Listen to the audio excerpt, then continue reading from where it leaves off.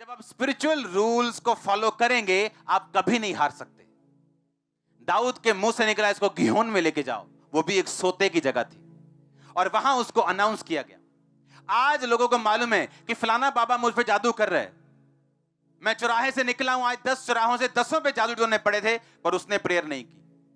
अगर दाऊद जिसने 66 लड़ाइयां लड़ी और 66 जीती, वो इन चीजों को समझता है, स्पिरिचुअल चीजों को, कि वो पानी के पास खड़ा है, उसको पानी के पास लेके जाओ।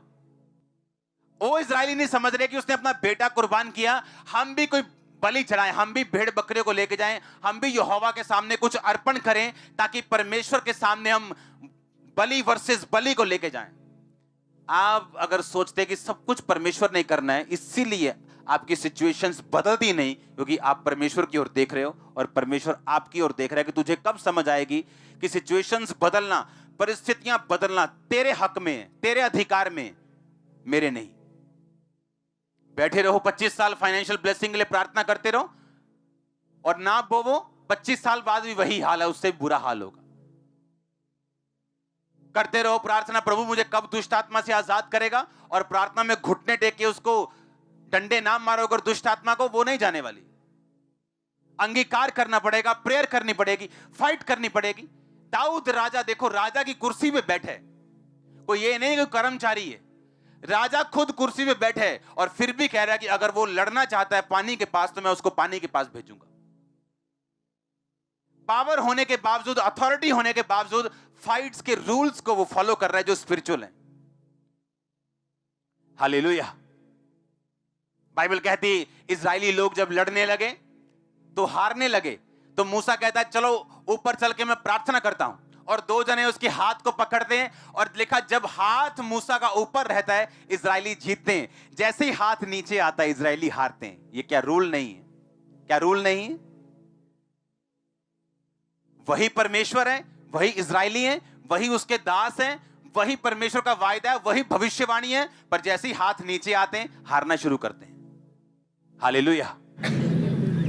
समझ आ रही है कि नहीं? वही इजरायली है कि नहीं? वायदा वही था कि नहीं, मैं तुम्हें कनान में लेके जाऊंगा, था कि नहीं? वही मूसा खड़ा है खुदा का दास के नहीं खड़ा? वही आत्मा के लोग खड़े हैं कि नहीं खड़े? लड़ाई चल रही है कि नहीं चल रही?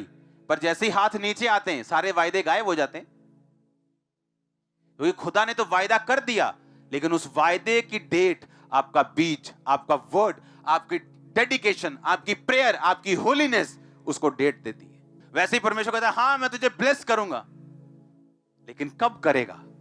2021 में कि 2061 में?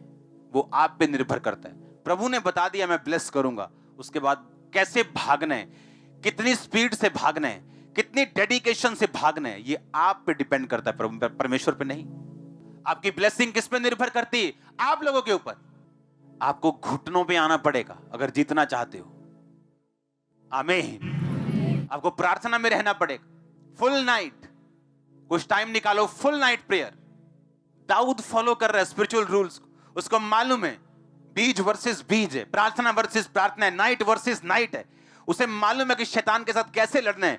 ऐसे ही थोड़ी कोई बैठा है 66 लड़ाइयां लड़के, एक देश एक लड़ाई लड़ ले उसकी इकोनॉमी 10 साल ऊपर नहीं आती। वो लड़ाइयां वो थोड़ी जो मोहल्लों में होती हैं, वो डंडों वाली, वो भी आज की जैसी लड़ाई, अगर आज किसी देश की लड़ाई हो वैसे लड़ाई उसने 66 लड़ी है, 66 जीती और फाइनेंशियली कमजोर नहीं हुआ, ब्लेस्ड हुआ। क्या लगता है आपको? क्योंकि वो स्पिरिचुअली रूल्स फॉलो करता था, मालूम था उसको।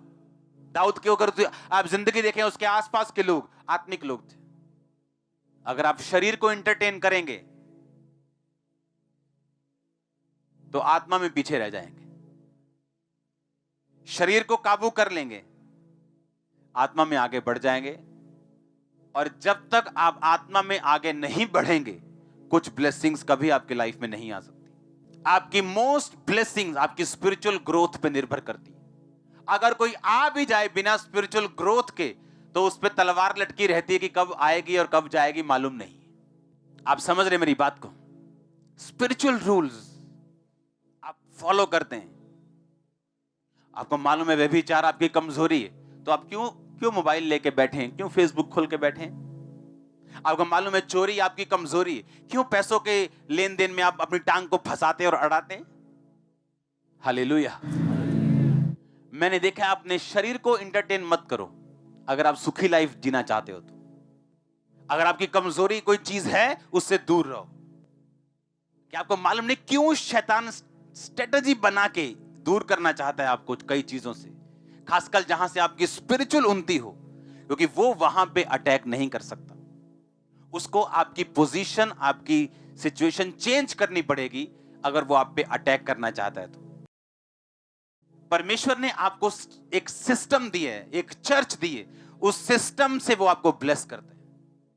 आप इमेजिन करो, आपका रात को प्रार्थना का टाइम है 10 से 12 और वो टाइम आपने टीवी को दे दिया, फोन को दे दिया, आपने स्पिरिचुअल रूल को तोड़ा है।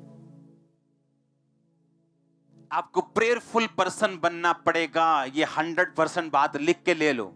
आप बंदे हो, आप जनानी हो, आप कोई भी हो, आपको स्पिरिचुअल रूल, आपको प्रेयर में रहना पड़ेगा अगर आप विक्टोरियस क्रिश्चियन बनना चाहते हो तो। हालेलुया।